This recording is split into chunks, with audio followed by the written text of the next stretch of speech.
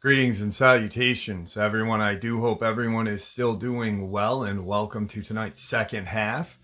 Before we jump into it, a couple quick links.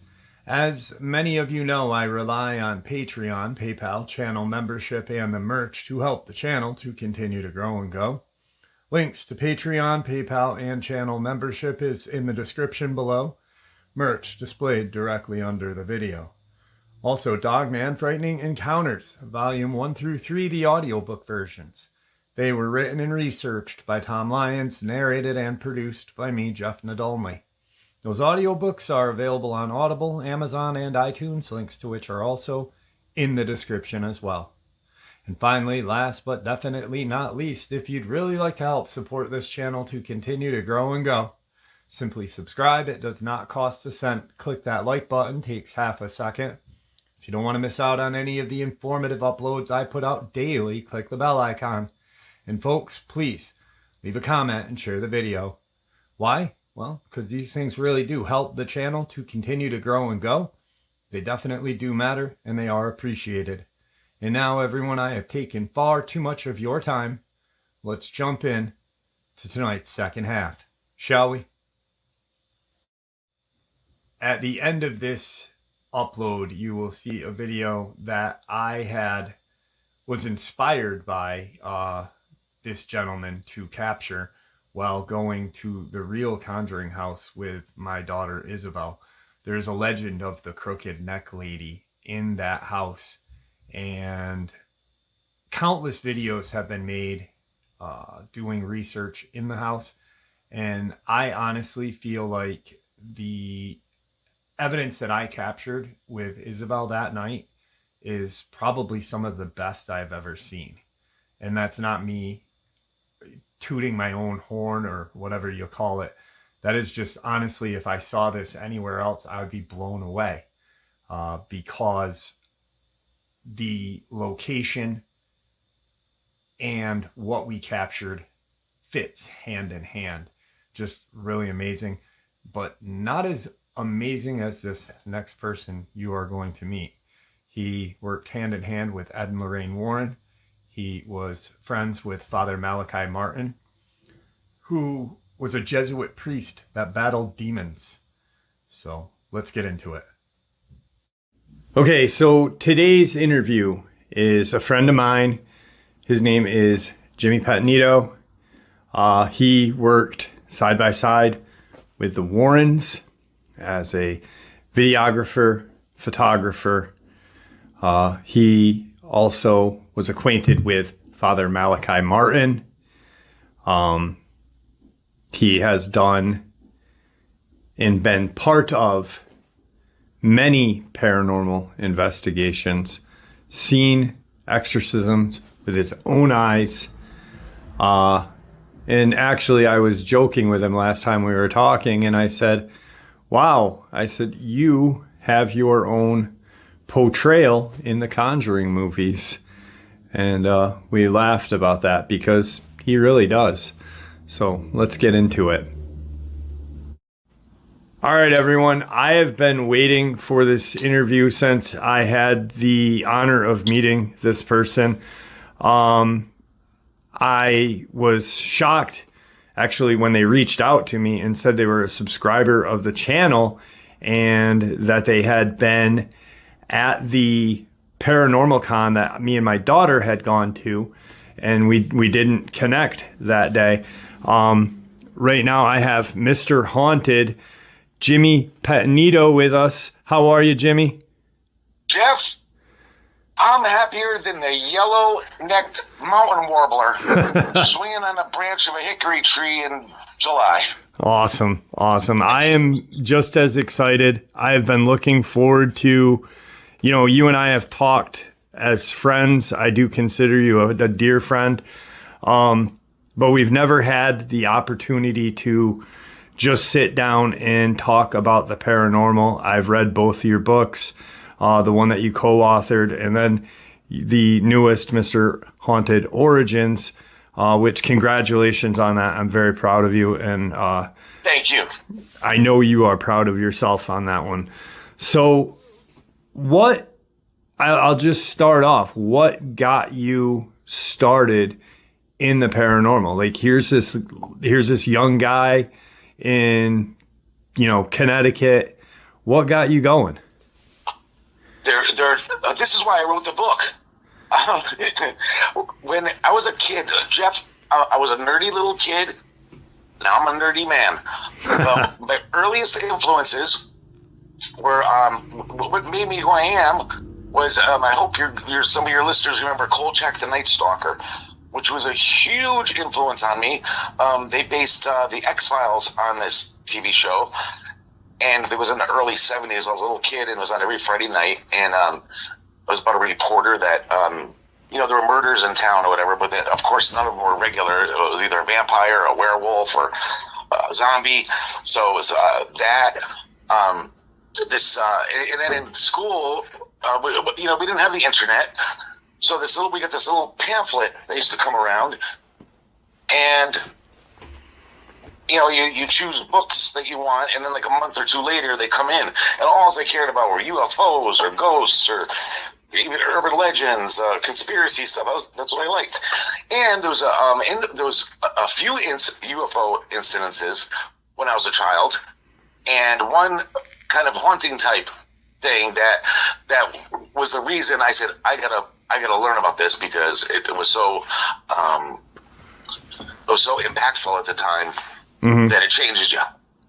Yeah. Like, I want answers for this, and where do I get them? Absolutely.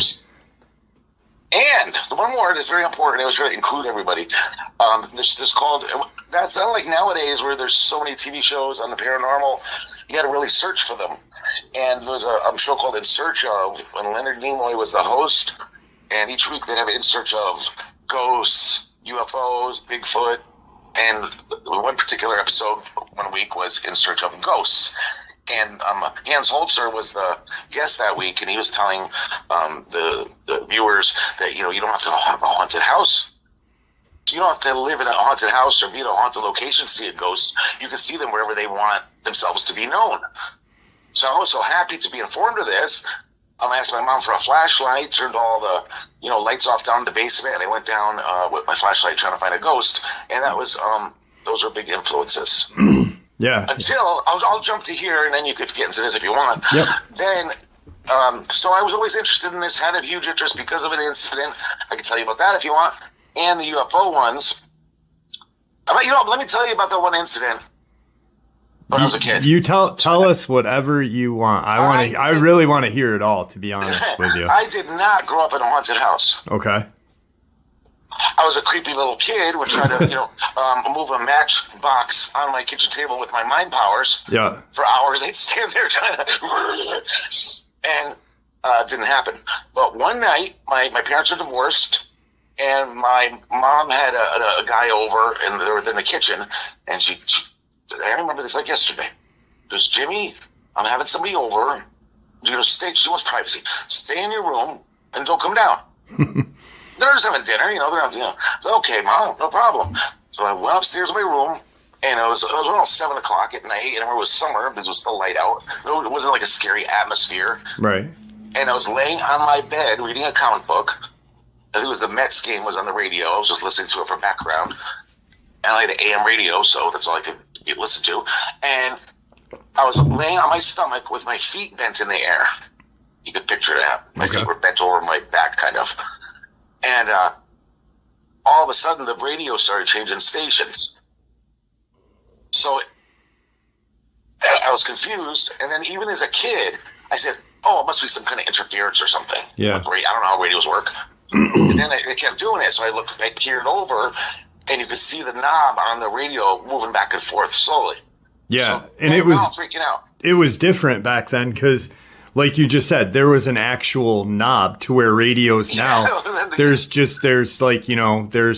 no knob, it's a button, and it technology has changed so much, it could just change automatically with like a glitch or whatever. But back in the day, there was a knob that you physically had to turn, and an orange little line that you followed to match up the station. Yeah, that's crazy.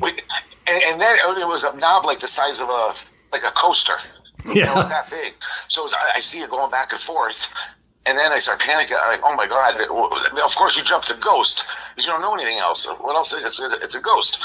So I said, I'm more scared of my mother, though. I said, my mother said, don't go downstairs. So then it continues to do this. And then something threw my legs down on the bed really hard. And I said, screw this. I ran downstairs and said, Ma, there's a ghost in my room. It changed my radio stations and threw my legs down. And can you imagine her disgust, like with her little kid? Like she has some new guy over, she's trying to impress. And I complaining about a ghost in my room. And she goes, get back up in bed. There's no such thing as ghosts. So here we are.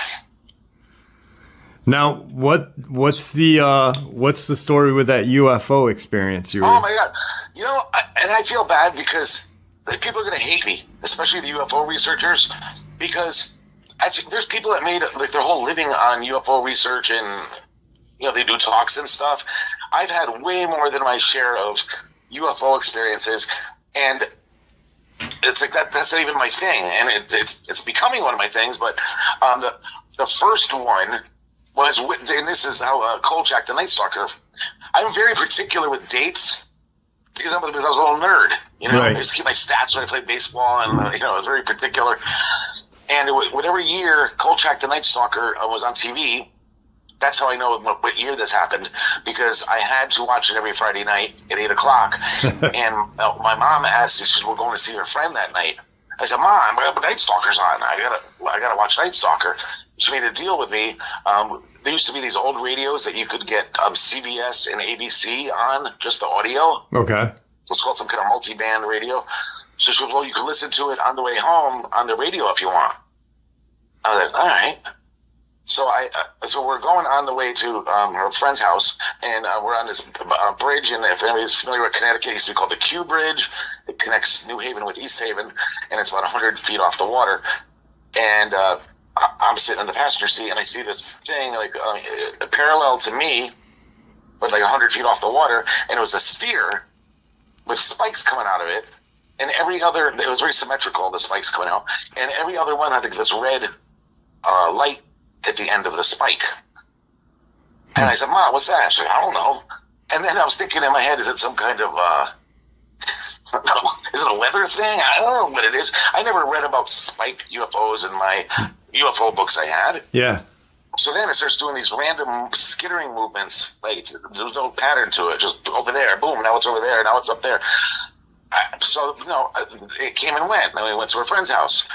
Years later, like less than 10 years later, I was a guest on my friends that did a UFO radio show, and I had because I never heard of this thing, and I was reluctant to tell people because I never heard of spike thing. I thought people make fun of me, and I on break I said, hey guys, I want to tell you something. And I told them the story. I'm like, oh yeah, the old spiked UFO. I'm like, oh, you heard of this? Like, oh yeah. So then I looked it up right afterwards. Like, yeah, I guess it's a thing. Yeah. And there's even pictures of it on not pictures of the actual, but renderings. Renderings, yeah. Like, yeah, that looks just like it. And then, this is the late 70s.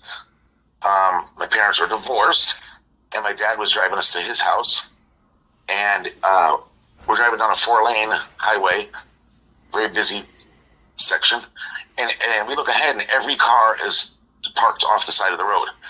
There's just nobody on the road anymore. Like, what's going on here? So we don't know what's going on, but he follows suit and parks on the side also. And then we see everybody's out of their cars looking up in the air.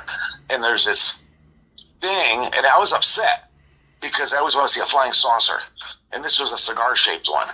And I don't want to see a cigar. I wanted a flying saucer. It was right over. It wasn't like, people say, oh, I saw this dot in the sky, and it was moving kind of weird, so I think it's a UFO. This thing was immense, like hundreds of yards long, the cigar shaped, and the lights on it. I can't even. In Close Encounters of the Third Kind, that magnificent looking thing that came down at the end. Yeah. With those lights, like that's what the lights were like. It was just like you couldn't even do. I couldn't duplicate them with an artist's eye. It was just beautiful, and it was just cruising across the treetops. No sound, very slow. And we just watched it for like a couple minutes, and went a half a mile or so, and then it just freaking turned, took a left, and went up into the sky like a bullet. Wow. So there was that one. And there was people, like, just, like, hundreds of people. Just every car was parked watching this thing. And of course, I don't know if you wanted to go back in time and say, did anybody else see this? Is somebody take a picture? Wow. And then a couple more later. But, the Hudson Valley incident? Vaguely. But it's this big event, UFO event that took place through the 80s. I guess mostly mid to late 80s. And I've heard about it only from reading about it and reading, hearing people talk about it. But my mother, my mother's neighbor came to visit her last year. She's a lady that's not into any of this stuff. They were sitting at the picnic table, and they said, the neighbor said, Anne, my mother, says, do you remember that big UFO that was over our house in 1980? She knew the exact year. I think it was 82 or 83. And she's like, no. And she goes, okay. She goes, her and her family were inside the house watching TV. It was night, like 8 or 9 o'clock at night or something. And so the whole house lit up. So like, how is the whole house lighting up?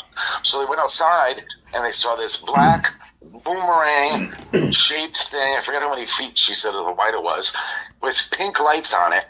We're sitting. There's this big giant tree that this is in the middle of both of our yards. She was sitting on top of that tree for 8 minutes. We watched it for 8 minutes. This huge thing, no sound again.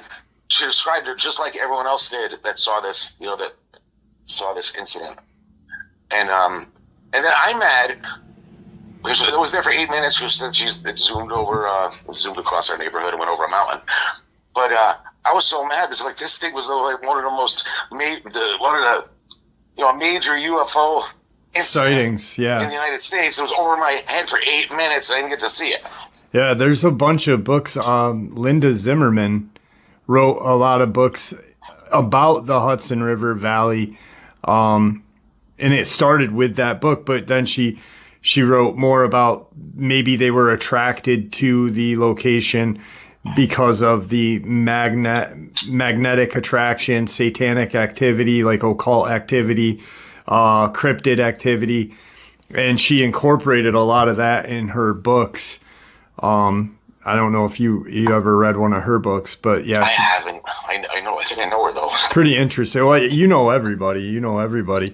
So when you started because I know you just from prior to knowing you, I had heard that you had done a lot of camera work and taken a lot of great photos of paranormal activity, whether it be ghosts, demons, etc.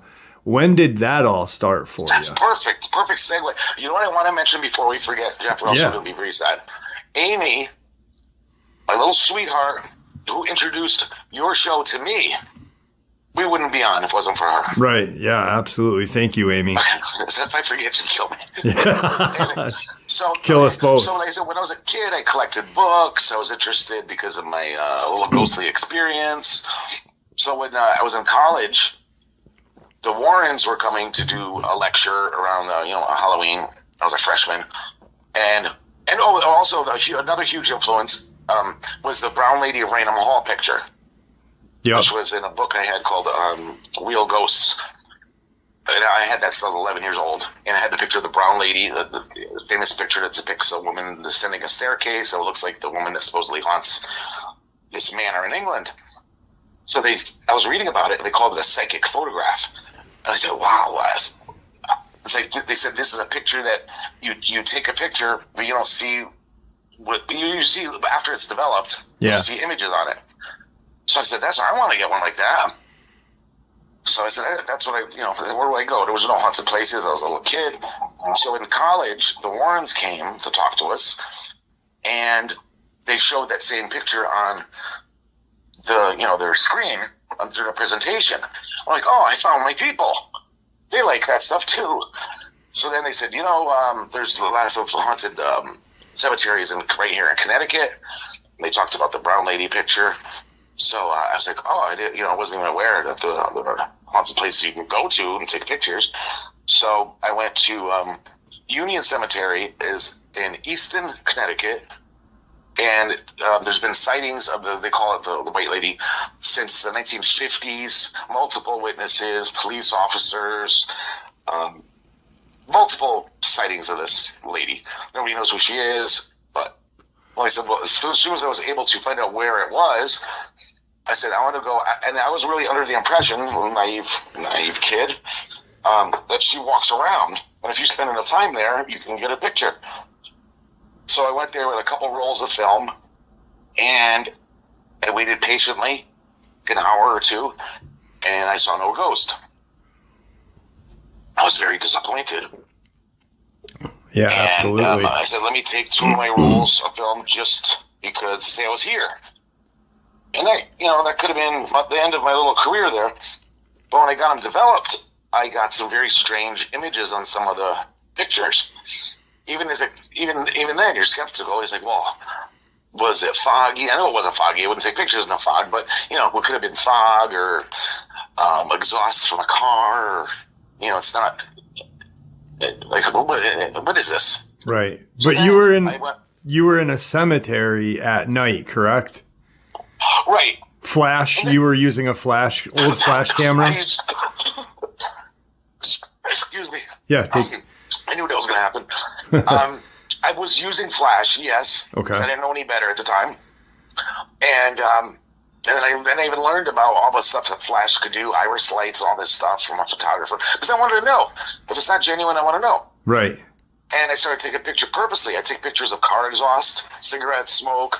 I'd go there when it was foggy, when it was raining, say, this is what it looks like, under these conditions. Yeah, comparison photos. Yeah. So every once in a while, now when you get pictures, and the orb stuff, I don't save any orb pictures, but I started getting some crazy stuff, like you could see a figure, a face, Yeah. That's kind of cool, because it's in a cemetery, who knows? So then I had enough of these pictures that I started a whole album, so I call them my ghost pictures, and then it got to be a popular spot, like in the weekend especially. I used to go every night because I had no kids, wasn't married, and I worked at 4 a.m. in the morning, so I'd almost go every night to take a roll or something, or at least hang out and see if I could see anything. And I had a whole album full, and one night there was this police officer that you made friends with him. He used to go there all the time, and he says, so let me see what pictures you got there. So I had my album open on the back of my trunk. And this woman came over. Her name's Debbie, I found out. And she was looking up. She goes, some of these are really good. And she goes, I work with the Warrens. She goes, they would love to see these pictures. I was like, wow, cool. I saw them, I think a few years ago at my college. So she invited me to go to the class the next Monday and show them the pictures. Mm-hmm. And I went up with my friend Rick, who also liked investigating with me. And he told me, because back then National Enquirer was a big deal. Yeah, Bat Boy. And yes, Bat Boy. I still believe in Bat Boy. We must protect him at all costs. Yes, you and I both. So some of those stories are true. Some are. Ones. And so we went up there, and the National Enquirer was huge. So he said, National Enquirer might give you like $1 million for this. Like, there's one that looks like a face and a mouth open, and right there in the cemetery. And I said, I know, they're probably might be worth a lot of money.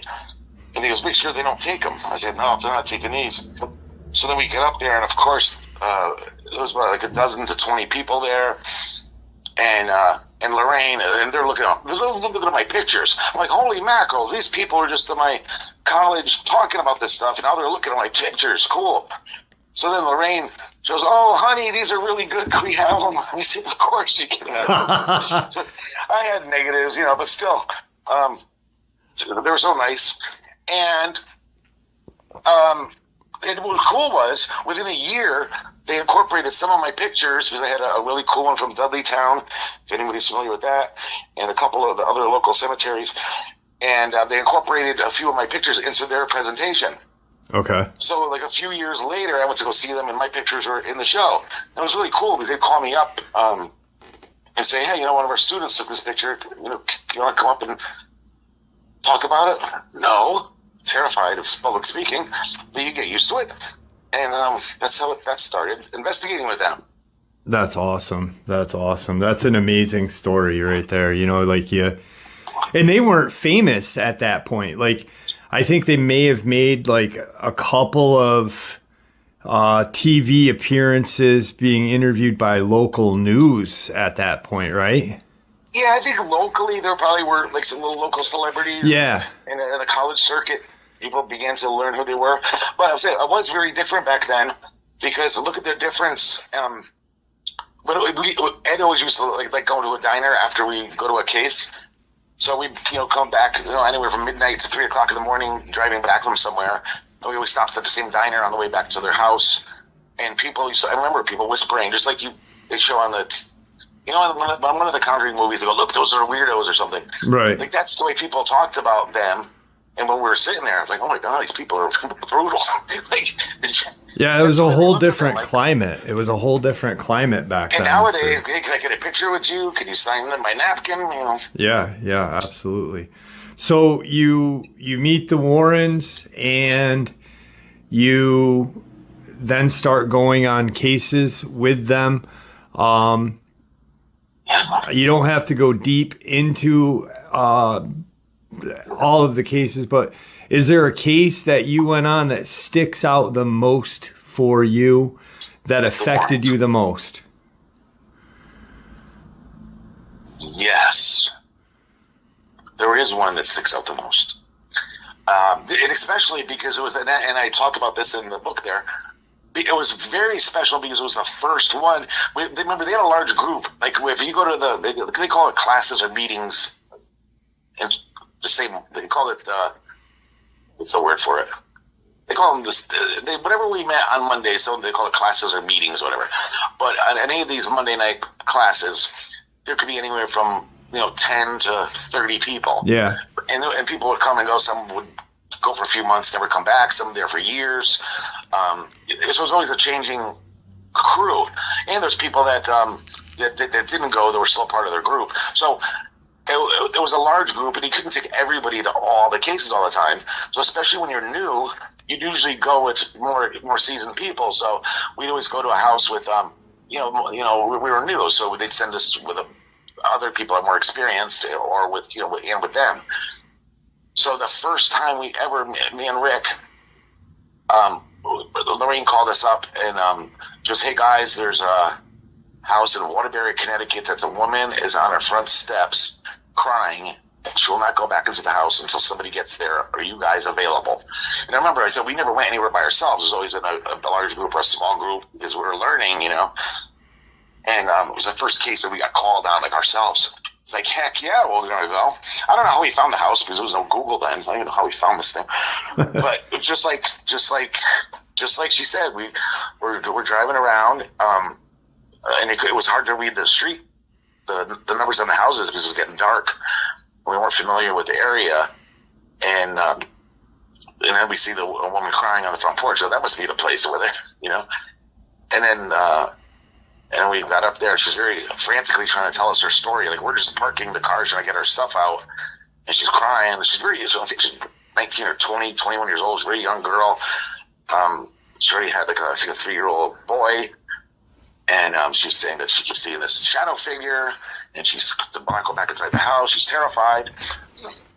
So he's okay. Well, wait till we get upstairs to tell us your story. And whatever I have in the book is the right things. I researched it so it's accurate. It's either a second or third floor apartment. Like, the whole floor is theirs. Yep. And we've got up there, and the door, like, the knob turns back and forth, but it wouldn't open. Like, it wouldn't go forward. So she's like, I don't know why this is happening. So Rick does the old, on the police shows, how they put their shoulder into the door and they'll open it. They're going to hit a raid. And this big, giant crash. And now she's hysterical because there's an exercise bike that obviously must have been wedged its handlebar underneath the doorknob from inside. So, and in my head, it's like the exercise bike was over there, which she points at like 8 feet away. Because when I left, the exercise bike was over there. It was like hardwood floors. So in my head, I was like, oh my God, this exercise bike was slid over here and wedged itself underneath this handlebar and the doorknob to keep her out, whatever. So now I'm thinking, well, is there a back entrance here? Because, she could have done that herself and then ran around the back. I don't know.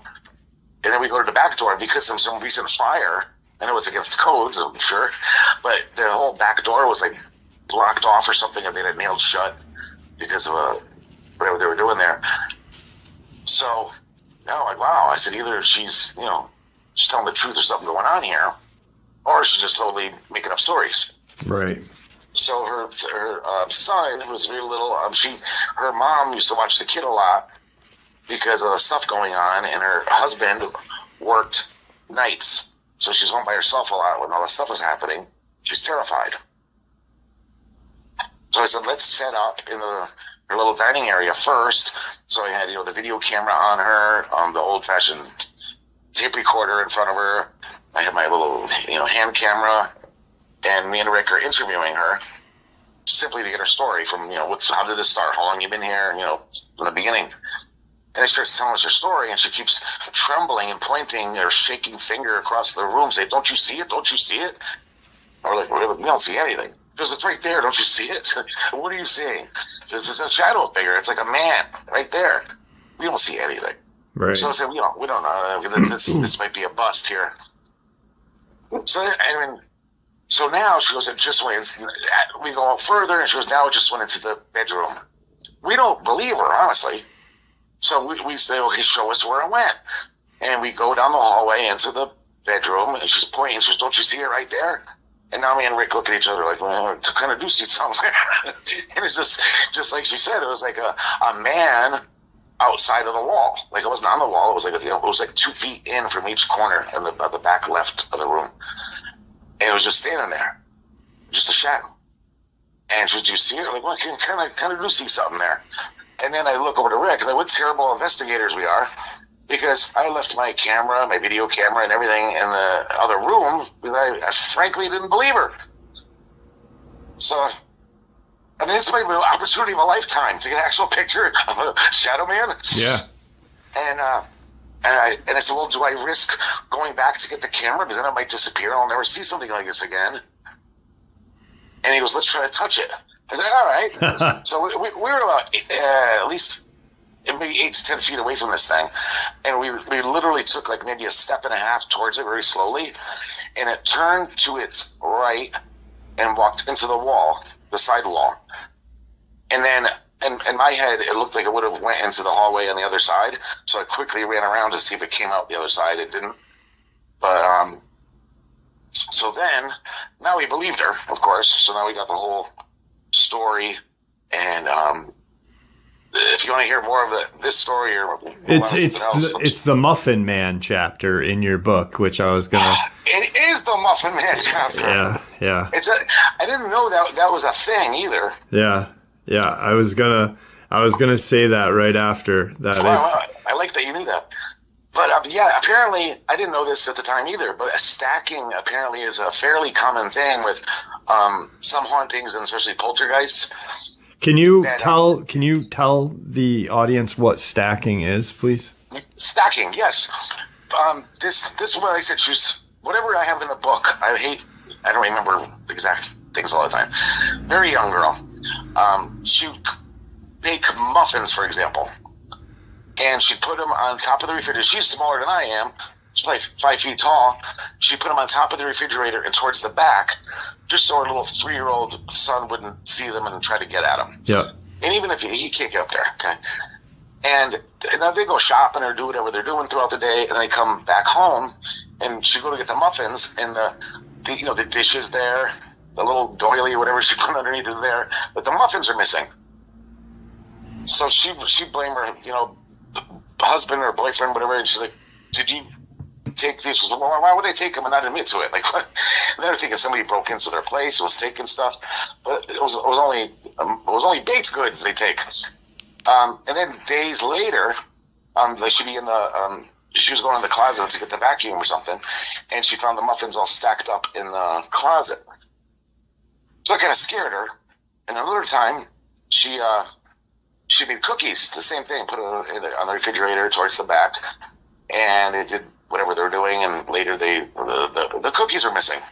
Mm-hmm. So she had friends in the kitchen. She had company over, and the little boy was playing in the living room, and he came out trembling. And she's like, "Whoa, what's the matter?"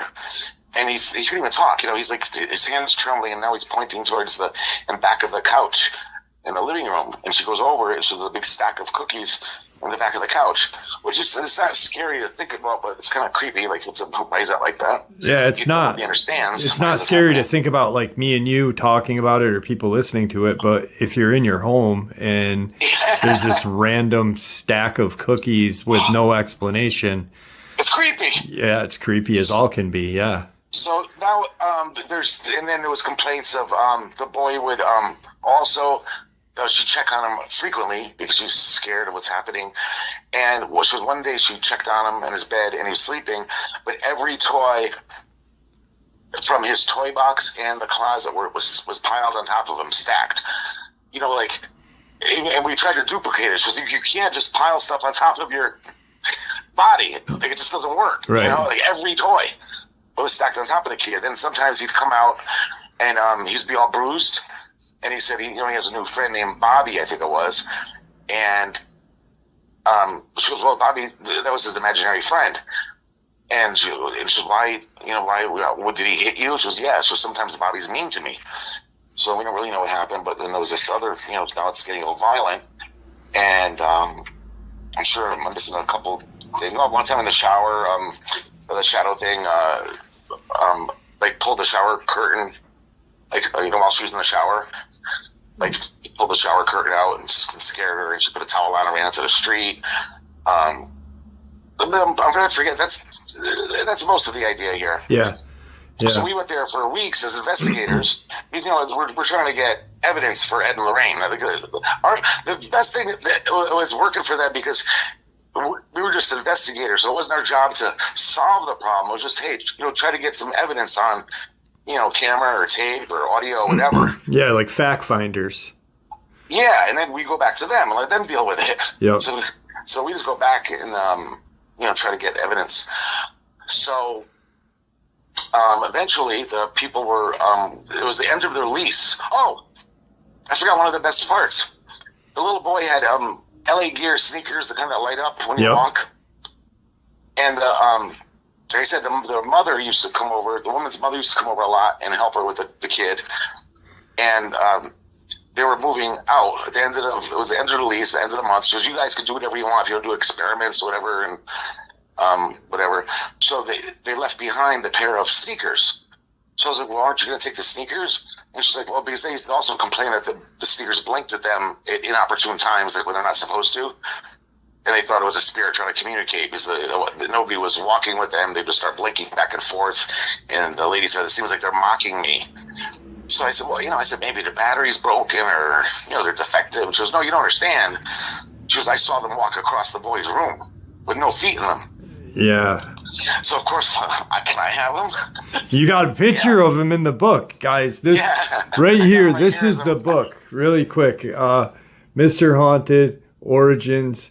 It's on Amazon, and the photo of the sneakers are in this book. The photo of the apartment with Jimmy looking at that corner, it just amazing. So I'm really happy. Like, I'm giddy that you're telling me all this after this. I'm giddy to tell the stories. Yeah, it's amazing. I'll tell you something.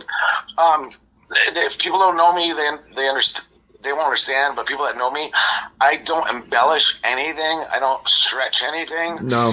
I try to tell the 100% truth all the time. You don't have to worry about lying about anything. And whatever I say happened. Yeah. You know what I mean? Yeah. So I had nothing amazing happening. Nobody's head spinning or anything, but seeing some crazy stuff. So those sneakers became my first little souvenir from a haunted house. So the end of the story is they were moving out, and we had the house blessed by by a priest, a local priest, and he put I used to record everything. That's why I'm not in a lot of the videos, because I'm recording. Like, I was always behind the camera recording everything. And he put these little St. Benedict medals on like behind every door, in the closets, on the ceiling, everywhere he could. He put these St. Benedict medals, and I could just imagine what the next tenant thought when they saw these. And I actually have a follow up to that story. Coincidentally, a coworker of mine, and about a year from that time, I was telling him the story, and we're trying to narrow it down where I'm talking about where we were. He goes, "Wait a minute." He goes, "Was it whatever house?" I said, "Yeah." He goes, "The girl I was seeing lived on the floor below you, below where you were." And she goes, "I couldn't get any sleep. Those Ghostbusters were running around all week long." I was like, "Yeah, that was me." That's funny. And then I said, "Wait," I said, sometimes you don't know what happens later, afterwards. I said, could you have her ask the guy or whoever's living up there now if they're having any issues?" And so he got back to me after a while, and he said that the man said, "Well," he goes, "I haven't seen any ghosts or anything like that, but he keeps his packs of cigarettes in the refrigerator." And he goes, "Then I'll come home and they're not there." And I'm thinking he's going to find them stacked up somewhere. Stacked somewhere, yeah. You go check behind the couch, buddy. Yeah, exactly. That's the one that sticks out most. Yeah. That's With the first one. The shadow person, what is your because we hear about shadow people, and I've narrated encounters about them. There's a YouTube channel, The Ghosts of Carmel, Maine. And he's got an absolutely horrifying video of this shadow person behind a curtain, and it drops out behind the curtain, but there's no person, there's nothing there, and it's like, I saw it the first time and it freaked me out, and of course it was dark when I'm watching the damn thing. What is your take on the shadow person? Is it a ghost? Is it a spirit, demon? I want to get to the video thing first. Okay. While I'm thinking of it, because not to be a negative Nelly, but when we saw something, when we only had 35 millimeter cameras and there was no Photoshop and this crazy stuff, if you took a picture of something, it had to be there. Yeah. And now it's like it's only as good, as credible as the person that's showing you their evidence. Yeah. Because I can make aliens appear in my backyard right now. Yeah. Oh, yeah. Absolutely. Crazy. So, as far as the shadow things, back when we were kids, it was like three. It's like you kind of categorize the ghostly stuff into three things. Like, it's a ghost or spirit, which means it was a dead person that's somehow walking around. Right. Then there was a poltergeist, which seemed like a whole different phenomenon. It just trashes your house and it comes and goes like a tornado. And then there's like the demonic stuff, which is different. And it was like kind of three categories. Like you have to put your little haunting into one of those three categories. And now as you get older, I think there's like 1,000 of those dots on the spectrum that we're just learning. There's so much more, and it's not that simple. As far as shadow things, I don't know what that. I mean, it could be something we don't even understand. Yeah, yeah. Usually it doesn't. Usually the shadow thing isn't something positive, though. No. It's not like your little Aunt Millie with a little bonnet coming to say goodnight to you, which is creepy. But yeah, dimensional. Have you ever thought of like maybe they're dimensional? Yes. Like, do you know my we'll call it Native American story? Fill us in. When I was a kid.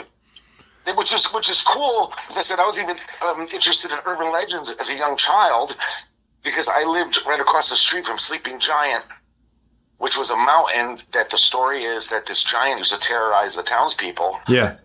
And they one day they got a plan together, and they're going to feed him with, they're going to have this big feast and overfeed him and give him, so much drink that, he's going to be tired and go to sleep. So they said that it worked, and because this mountain range looks like a guy sleeping, and they said it works, and he's still sleeping to this day, waiting to wake up, So I woke up right across the street from an urban legend. between that mountain and my house was just woods, and that was my playground as a kid. And I used to walk in kindergarten. I used to walk. They would never allow this nowadays. But I used to walk across the woods, across main roads to go to kindergarten at 5 years old. And I used to cut across every day, these woods.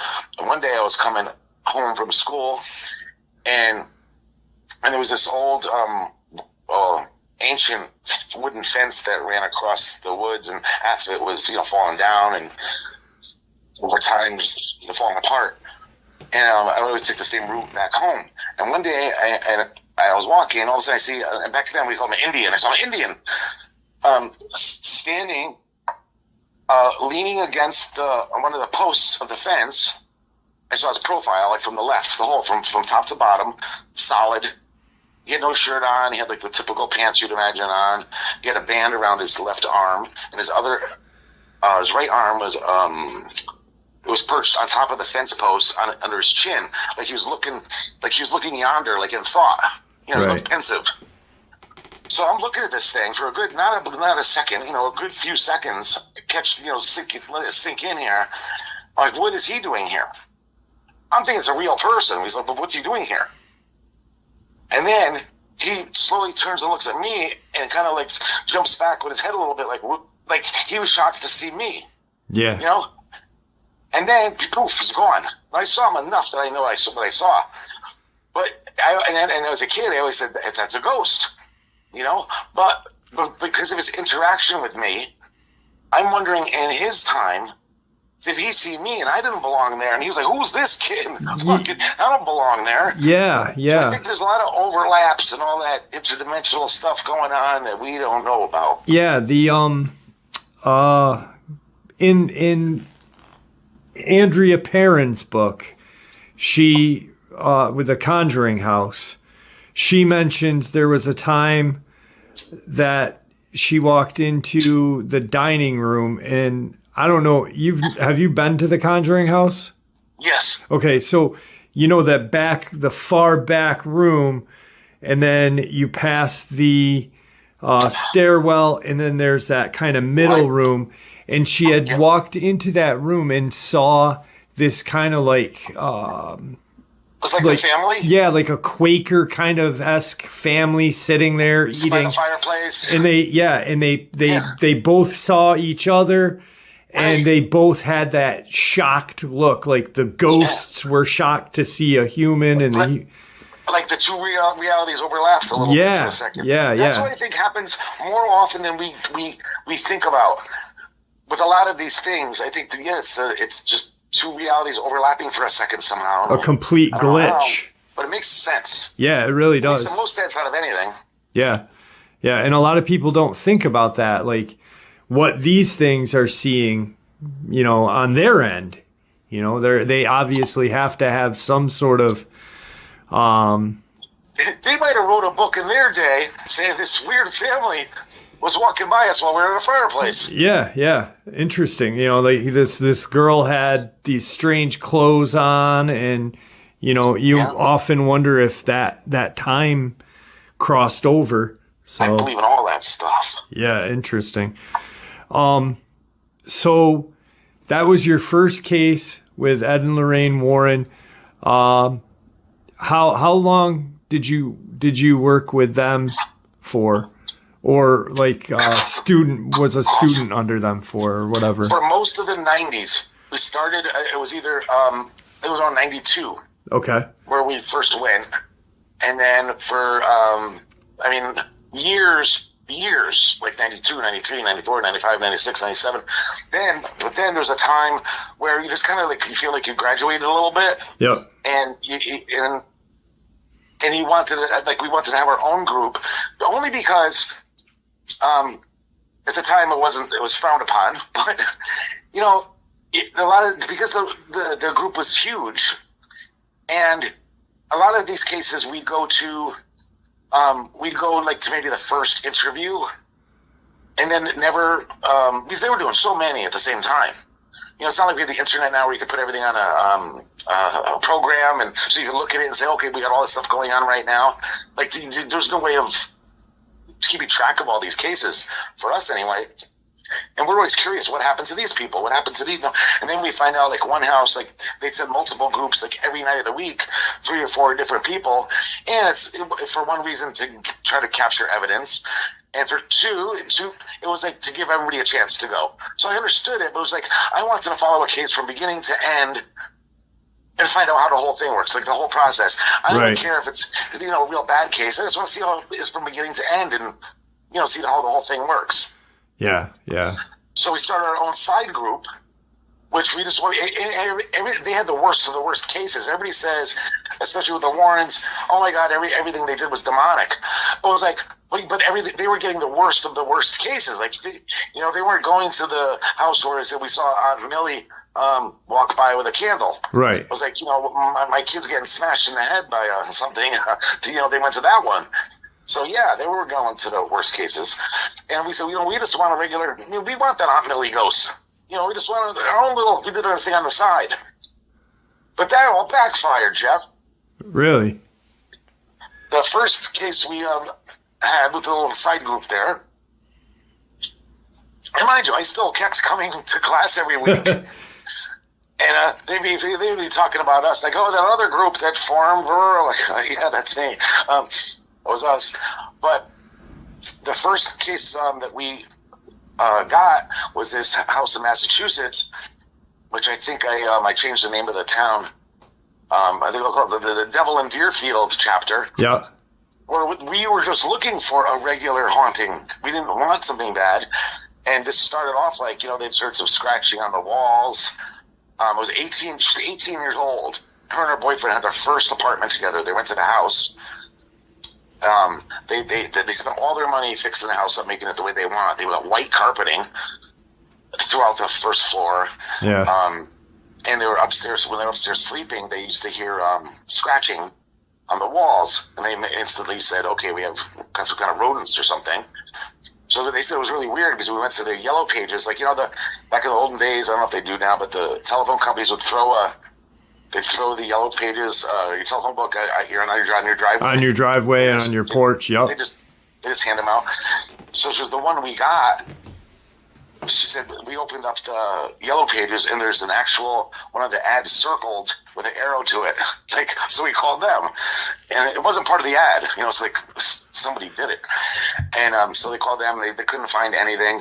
And now they actually had, and like I said, they weren't rich. They spent all their money fixing up the house, new wallpaper throughout the house, the white carpet, and so this carpet actually had, you could see the scratches in the wallpaper. And they slept on the second floor, so they'd see scratches low on a staircase, and then gradually the wallpaper right next to their bedroom. So they called for help, saying, we're scared now. Now it's going to come into our room? And they started hearing whispers in their ears and stuff, especially when they were going to bed. And they were terrified. And then one night they said how could I make this G-rated? They said they just spent all their money on white carpeting. And they said one night they woke up in the morning to a big pile of dog shit? Yes, thank you, dog shit. In the middle of their carpet, they said, it wasn't like a little, it was like something Clifford, the big red dog, would leave. It was just a huge, huge pile of some kind of whatever. And they just didn't understand it. So they call us up, and, one thing led to another. And when we went to interview them, the woman's parents came for the interview. And they said, we brought some tapes with us. We don't know if this is connected or not, but we wanted to show them to you. So this is when the girl was 13 years old. And it's tape after tape after tape of she's lying in bed, and like one tape, her arm will be stretched above her head, and her arm's getting wrenched back and forth so fast, like I can't even do it myself. It's just getting wrenched back and forth behind her back, over her head, like this whipping motion. Her wrist just throwing her all over the place. Yeah, it's like it hurts so bad, just cut my arm off, like that. And then the mother's like just trying to soothe her while she's laying in bed. So, what do we do? So they were not recording these for paranormal reasons. They want to show a doctor, like, what's wrong with my daughter? So then there's another video of the girl standing in the hallway. Another, the same thing. And this thing twisted her arm enough to break bones in her hand and wrist. Wow. So you have to do that to yourself in the air. Yeah. And then it should be in the hallway, and it looks like just some stone or wall to wall. There'd be another video of her just dribbling like she's crawling across a room, and she's just dribbling and giggling. And I'm like, what is this? So they're recording all this for doctors, and I forgot how many tens of thousands of dollars they said they spent on specialists to help my daughter. So they said it kind of went away as quickly as it came. So it lasted for about a year, and then it went away. And it was, we don't know if this is connected, so we're showing you. So we presented our story to Bishop McKenna, who learned helps with this kind of stuff. And he said, well, I'm open to do an exorcism of her home and her if she's willing. So when we got up there, this is the first case we have. And luckily, back in those days, he welcomed people to record exorcisms because he wants people to see that this stuff is real and to document it in case something happens. Like, you know what I mean? If this person, if God forbid they get hurt or hurt themselves or a lawsuit or prison or something like that. Yeah, for liability. Like, it's important. Yeah. So I set up my video camera, and the girl, the 18-year-old girl this was happening to, she even told us, she said, I don't think anything's going to happen. She was willing to go through the thing. She was, but, I don't feel like there's anything. We're fine. We didn't expect anything, in other words. So we had the camera set up on her, and we've never done this before. So just in case, we had one person in back of her and one person on each side, just in case, because he kind of directed us what to do. And him and his assistant were kneeling, doing the litany of the saints, which they always did before an exorcism.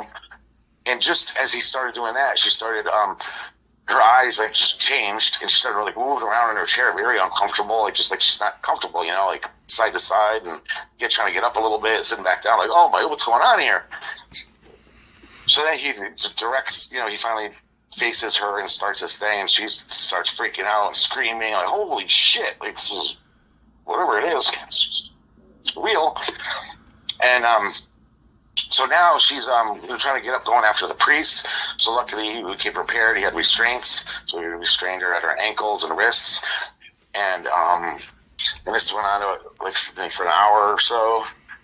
And was a really, really weird thing about it was, it might have been just poetic as far as video-wise goes, but it was a very dark day, and she was screaming and thrashing around the whole time, calling everybody names, this and that, and as soon as she got put her head down, it kind of looked like it was over. Yeah. Like this ray of light came and shined right on her from the window. I was like, oh. And that was it. And we thought, wow, this is great. Somebody's going through shit and they just get an exorcism and they're all better. Like, that's the only time it ever worked like that. Right. Because there's been other people that had multiple exorcisms, and sometimes nothing worked. Yeah. When what were you gonna say, Jim? No, but that was the tape. That was the video. That we had a website. They were very new back then, a website. But it kind of just describe the group and what we do, and a little write-up about that story. And ABC, when ABC was huge, this was in the late 90s, mid to late 90s, some producer from ABC came across her story and contacted us and said, we want to do a Halloween special on exorcism, and would you be willing to be part of it? It was called Real Exorcisms or something, right? It was, yeah. It was called ABC Primetime Live. Yeah. And I don't know how many, you could look it up, how many millions of people watched this thing, because it wasn't 500 channels back then, Yep. And everyone saw this, apparently. And the woman agreed to it, and we agreed to it. So after this thing aired, people started reaching out to their website saying, my daughter's having this happen. My husband's having it, like all over the country. I said, we can't find help here.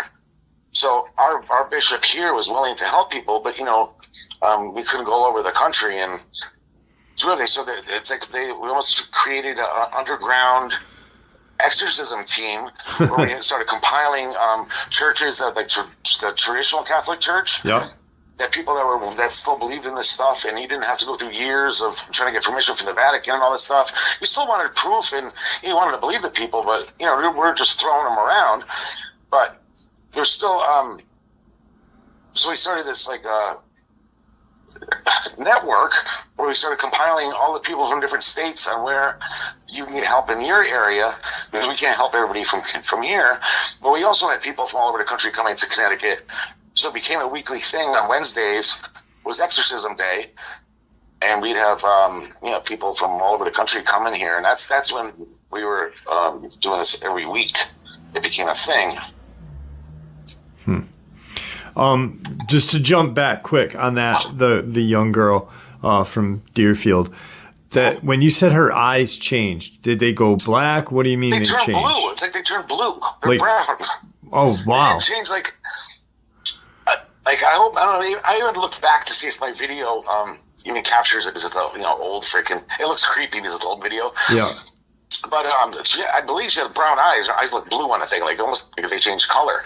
There's another girl we were just dealing with a couple years ago in New Jersey, who actually, as we're interviewing her, it looks like her face is kind of like almost like bubbling, like blisters. I can't help but think about the Little Rascals episode when they're making the soup, the cake, or whatever. It's going wee wah, like almost like her skin was going up and down. So I'm recording this on my phone, just the interview with her, and her eyes went to slits, like the pupils. Yeah. It's like slits, like a snake, like a reptile. Yeah. Yes. Yeah. Wow, that's fucking creepy. But a lot of people say, "Oh, anybody could thrash out. Anybody could say they're this and that." Anybody could. They all vomit too. That's the thing we didn't know. 90% of them during the exorcism, they vomit. That's pretty hard to do on cue. Yeah. You don't, unless you're got like an issue. But yeah. And then there's another thing that people say. Like people, people could have immense strength. Like they always go to the woman that, her child was trapped underneath a car. And a little woman was able to lift the car and save her son. Yep. But then we find out later that that's only because her adrenaline is spiked off the charts. Yeah. And she's able to do that for a second. These people are merely saying the prayers being sent over them. They're not, and this person rips out a church pew out of the concrete, So, but anyway, so not all of them are have proof or anything, but there are like one particular girl from Virginia. It's a good story for you. I said because we had so many people looking for help, and there was maybe 7 people in our group. We all had suppose we all had 20 to 30 cases to follow up on.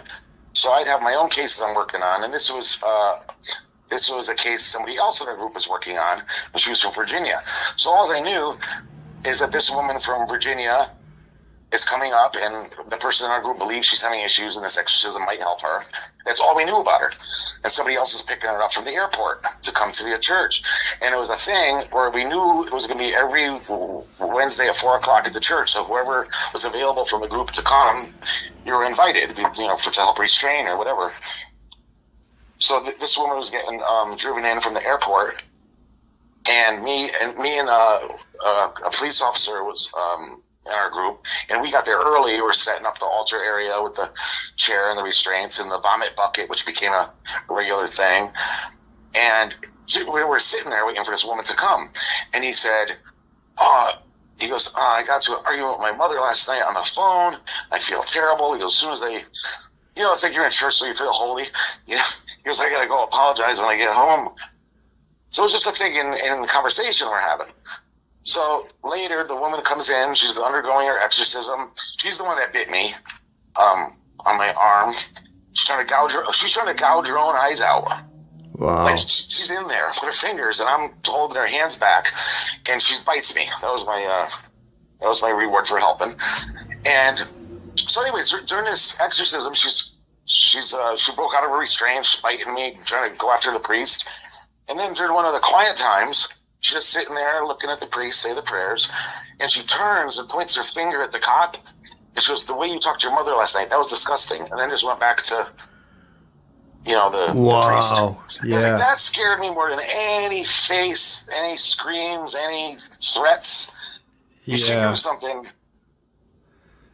that she wasn't supposed to know. Yeah. That's almost like that line in the Exorcist movie, like how Rachel knew conversations that happened, prior. So would that be like a demonic activity? I would think so, if you believe in that stuff. It's I know it's crazy to believe in all of this. Some of you listeners, all of this stuff's crazy to believe. But I don't lecture anybody. I just relay what I've seen and experienced. Yeah. And I said again, all this stuff is probably sacrilege, but all this stuff we see, Dogman, UFOs, it could be two aliens up there with joysticks just playing with us too. Like, hey, let's throw this off the table, see what happens. Let's do that. I don't know how this works. Yeah, we have no idea what's going on. Absolutely. That's why I'm so into the cryptids now. Because people have been investigating this paranormal for like 100 years now, and all the shows, and people are doing it. Every block has their own group now. I'd say, what have they really discovered? Not too much. Yeah. In the cryptid community, people have cameras and all over the woods now, and everybody has their own camera on their phone, and they're definitely out there. So I think in our lifetime we might get a couple answers. Yeah. To this anyway. Yeah, I hope so. I just did today. Well, people are going to see this tomorrow on Friday, but there's a Harvard study. 2 professors from Harvard and a professor out of Montana are talking about crypto-terrestrials. And it's an actual, like, I had the paper that was written, and it's still up for peer review right now. And I went through a lot of the details of that in the video. And it's pretty interesting stuff, because there's a lot of crypto-terrestrial. Yeah, you are, buddy. You are. So I got a quick question, and I don't know if you're willing to answer this, but I had read somewhere, because I research cryptid experiences, that supposedly Ed and Lorraine were somewhere and she had this connection to a Bigfoot. Have you ever heard that? I heard that story. You don't want to talk about it? No, it's just I wasn't there. Right. Okay. Yeah. But, yeah. I found it interesting. I mean, even if it didn't happen, how do you prove it did? How do you prove it didn't? Yeah, I wasn't there. Right. But, at least, it was, I was getting some news. I thought it was fascinating because, here you've got 2 people that just strictly deal with the hardest of the cases, and they're talking about, Bigfoot. I found it interesting. And about the UFO, I don't even know what the cryptid, what do you call it, cryptid terrestrials? Yeah. Crypto-terrestrial, yeah. I was watching one of these smart people, on TV or whatever, saying that if there are other worlds with life on them, there's a 0% chance they look like us. Just from the way people evolve. They can be all totally different looking creatures. So any of these things could be extraterrestrial. Yeah, well, the Sumerians and the Anunnaki talk about a dog-headed race of aliens. There's reptilian aliens, that supposedly live in deep underground military bases in Dulce, New Mexico, and I only say supposedly way too many stories for that to be nothing there. Exactly. We're coming up on 65 minutes. But I wanted it, and I asked permission prior to, and I just wanted to touch basis on this. Father Malichi Martin, obviously hostage of the devil. If anyone's seen this movie, There's a brief interview that Jimmy did. What is your take on that whole case? Because I know people look at it differently. I view it as it happened 100%, and that he did lose his life by that demon that was in that little girl. What's your take on that, if you don't mind me asking? On the end of his life? Yeah. Like I said, again, I wasn't there, and I've heard different stories. Yep. It might have been just a coincidence. I mean, he was getting older, and he was, he just fell. He spent some time in the hospital with this and that. He's probably too old to be doing what he was doing, but he would never quit. Yep. But if you watch this Hostage to the Devil, which is terrifying, because the ending, it all culminates in this exorcism of this little girl. How old was she? 8 or something? She was young, 7. Little girl who, sweet little girl, who during the exorcism, there's all people lined up in the front pew with her, and she starts reciting the Magnificat in Latin, and her parents like, she doesn't know Latin, and I don't know. See, I don't even know if this is included in the documentary. It's just stuff I've seen, but the creepiest thing is the priest looks at her, what do you call it? Inquisitively. Yep. She's speaking Latin. She's doing a prayer in Latin. And then she notices a surprise on his face. She goes, "What's the matter? Am I not doing it right?" Like that is just so creepy. Little kids, for some reason, are the creepiest when they're doing something. But I said I wasn't there. Yeah. But I just from personal experiences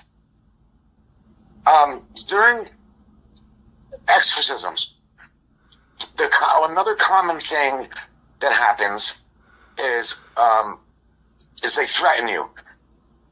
And I have so many videos of not only the priest, but they'll say this: "Don't think you're going to get away with this." And I'll play the priest, and you people too, that you think you're helping. We're all going to get you. Not going to be today, not going to be tomorrow, but we're going to get you. They say even we. Even if it's a Jedi mind trick, it still scares you. Yeah. Okay, when's it coming? Yeah, because I've had some stuff happen, which I'm not even going to get into, that I attribute to, maybe if I wasn't doing that, all this stuff wouldn't happen. Maybe if I didn't mess with this shit. Yeah. So if I see somebody like Malichi Martin that was involved way more than me, that shit can happen. Yeah, absolutely. Yeah. When you just said what you just said was we, how they refer to as we are going to get you. That means like there's a legion. Yes, that's what they said. There's like a legion of them, and that's terrifying to even think about. But the one like you're gonna trick them too. Like you're like what's weird. What's weird, and it's like people don't even talk like this, but I do. Because it's the truth, and probably everybody's thinking this. When there's this poor kid in Africa or something has some disease or something, and they'll send this thing around. Please, everybody, pray for this poor kid that he survives or whatever.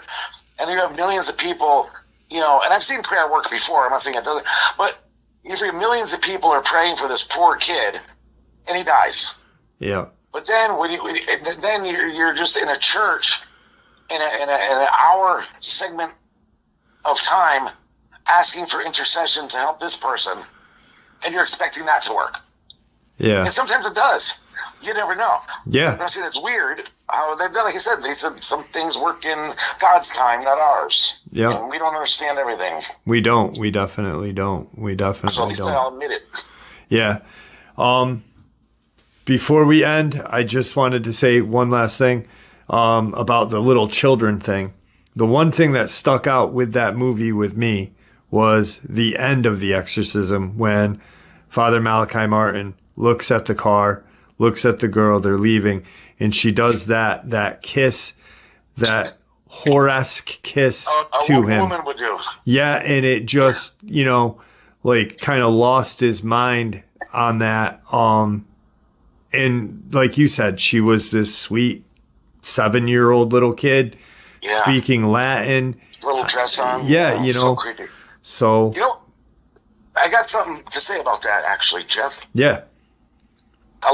everyone came up to me after, and it's like, just like when I did my book, it's like my life story. And it's like I left some stuff out. I probably put some stuff in there I could have done with.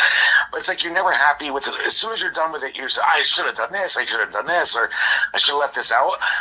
At the end of the, when the movie finally came out, the director, Marty, says, oh, man, he was upset about it. He goes, I would have, you always want to change something, or I could have done this. But the biggest question people had after it came out was like, what happened to the little girl? Yeah. Like, nobody tells you what happened to the little girl. Like, maybe a year or two later, just from talking to people, we found out common people that helped this little girl even after those exorcisms that they showed. And she's not dead. She didn't kill herself. She's up there in the Midwest somewhere. Almost like Minnesota, Michigan or something. But she's supposedly fine. Okay. And alive. Awesome. That is awesome. But she did have help afterwards too, though. Yes. Wow. That's incredible. Thank you for sharing that, because I've often wondered that too. And you're right. You're right. It's like, he probably was pissed that he didn't put that in the end, like a little segment of it, because that was an amazing movie. I was blown away with it. Yeah.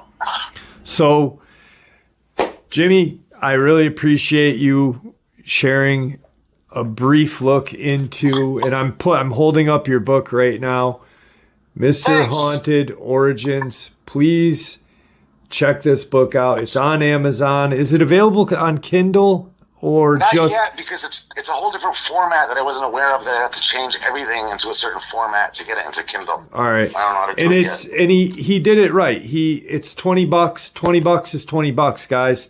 On Amazon, Mr. Haunted Origins. Jimmy, do me a favor. Don't hang up. I want to talk to you for a minute after we end the Jeff. upload. Thank you once again. You want to say goodbye to everybody? Thank you. Goodbye, dog fam. So, like I said, I have been waiting to be able to do that interview for you guys. I've chatted with Jimmy on multiple times. He's just a super nice guy. First time I met him, he sent me this box of goodies with his book, one of his books, Phantom Messages, that he co-wrote with William Hall. This is an amazing book, guys. Phantom Messages is a tour de force of the extraordinary realm of paranormal communication experiences, carefully researched but written in a lively style. This book is an entertaining and important contribution to the study of a much neglected phenomenon. Imagine these eerie phantom messages. A man answers the phone and hears himself on the line, sick and struggling. Soon after, he dies unexpectedly.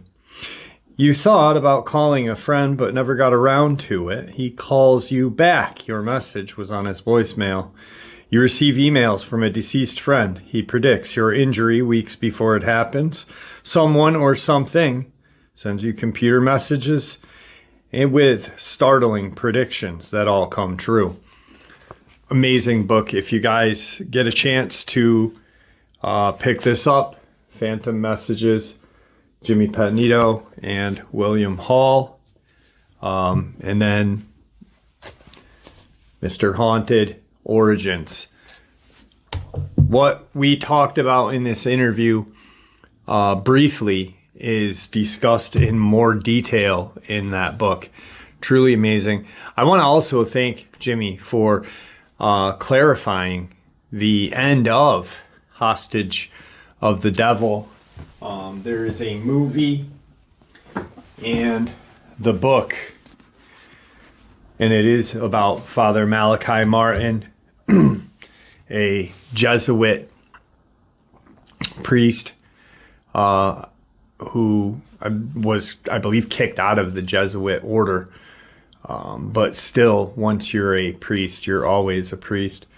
Once that faith is strong, like his, you never lose it.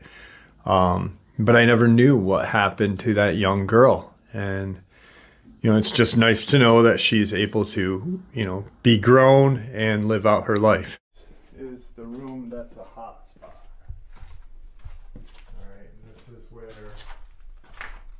in this room, people say that in that box, the crooked neck lady is seen in that box, this way, right here. And then you've got a well. Now, an interesting thing about the well is that a long time ago, people used to have their wells outside, but the original family that owned this house, so people, when they had their wells outside, other people would poison them. And then these guys were so loaded, or not loaded, but wealthy, that they actually had their well right there inside their house, which is a rarity. So, and right there is where the crooked neck lady had been seen. All right, so here's the EMF. This is where the crooked neck lady is said to be spotted. There's a picture. Look at right there.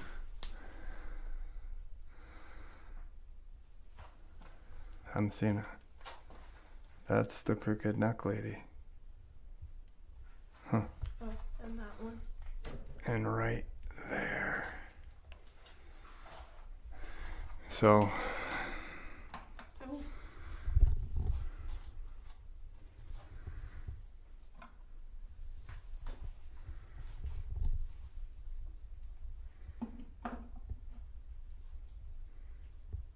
did you see it? It went up like a little bit. This one I had it on the Oh, okay. All right, so that's a cool picture though. Good eye, Bill. Good eye. I wouldn't have saw that, and I forgot about it actually being there. Now, oh, Bill, come here. Holy shit! It's in there. There's two. Whoa! It's like they're trying to get out.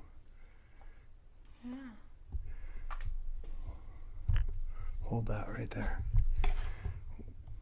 Wow.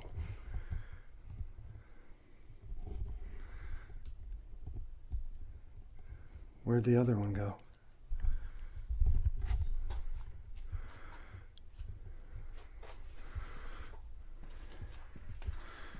I wonder if it was like they were trying to get out of this room. They were right here.